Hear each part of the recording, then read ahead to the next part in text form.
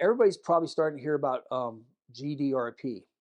That was something the European Union came up, and you go, well, why do I got to comply with GDRP?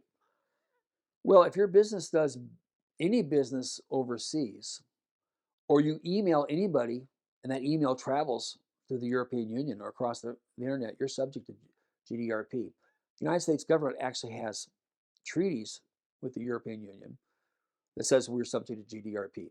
And here's how that works. The GDRP is not just things like emailing and having like the US government's Anti-Spam Act. It also says on data. If you collect data on your clients and you've not done business with them, you have to get rid of that credit card data within a certain period of time.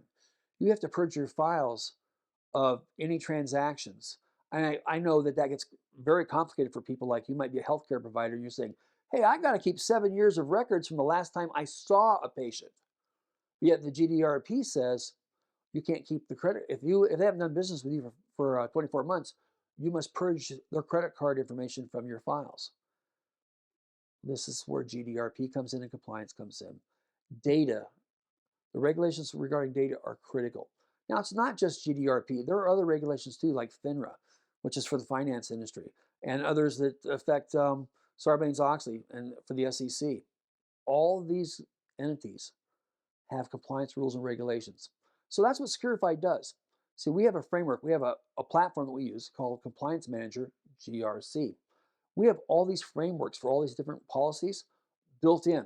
So if you're our client and you're subject to CMMC and PCI, we load those two frameworks. They have a lot of overlap, but we help you find out where you're at, prepare you a plan to take care of that, and this is help you measure your risk and create something called a POAM, a Plan of Action and Milestones, which is required.